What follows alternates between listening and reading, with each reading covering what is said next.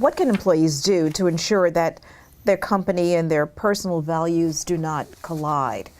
I guess that's almost, you have to quit. They really are colliding, that's really where you have to end up. Yeah. But I think, a lot of times what we don't talk about, again, is when we talk about the values discussions, people's values and the company values don't have to be identical, right? We just need to be moving in the same direction. They need to be at least aligned in some fashion. They can't be at cross purposes.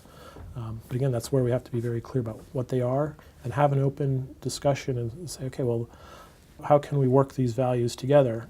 Sometimes you see, companies, you get a new CEO and they say, well, these are our values. You either like them or you leave. That's also not quite the right approach. I mean, there's some truth to that. But you want to have a productive conversation before just telling people to leave, because that really just tempts people to just leave.